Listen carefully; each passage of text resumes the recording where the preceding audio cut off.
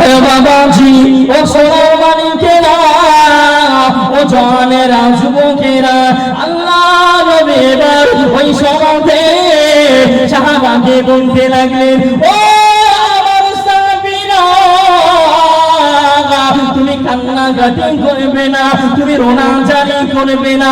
ও আমার সাহাবী, বাবা বলে দাও তুমি কান্নাকাটি রোনাজারি কেন করো?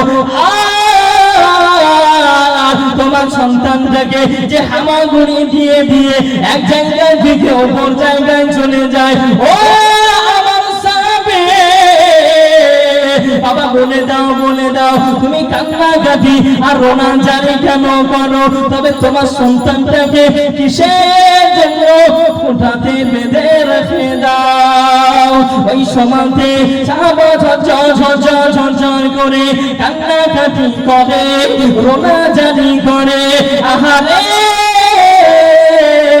আমার নবী এবার বলতে লাগিলেন, ও আমার সাহাবী, বাবা কান্নাকাটি রোনাজারি করবে না।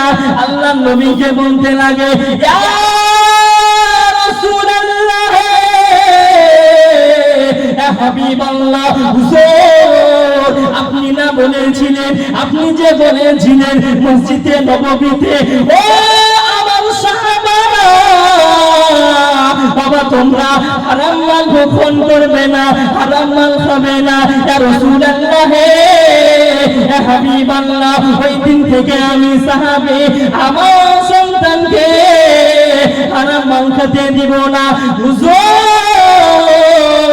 আমি আপনার সাহাবী হয়েছি, আপনার কথাকে আমি মান্যতা করি নবী গো।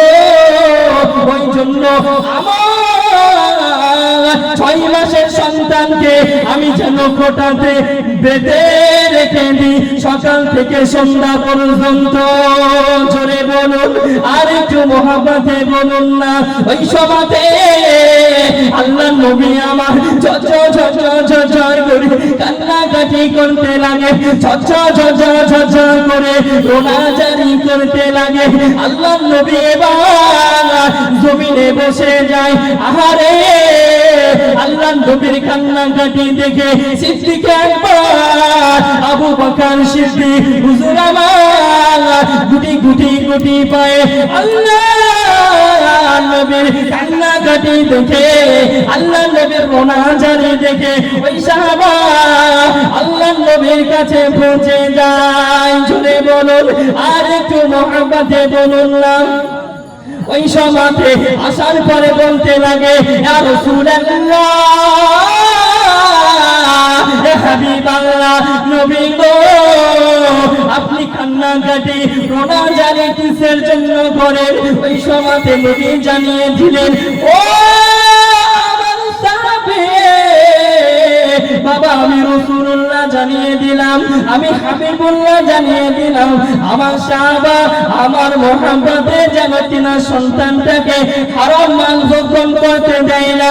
তবে আমি নবী, আমার যেন ওই কাজটা কিরকম করতে হবে, তাই আমি রাসূলুল্লাহ, আমি হাবিবুল্লাহ, তাই আমি কান্নাকাটি আর রোনাজারি করতে লাগে। জোরে বলুন, আর একটু মহব্বতে বলুন না।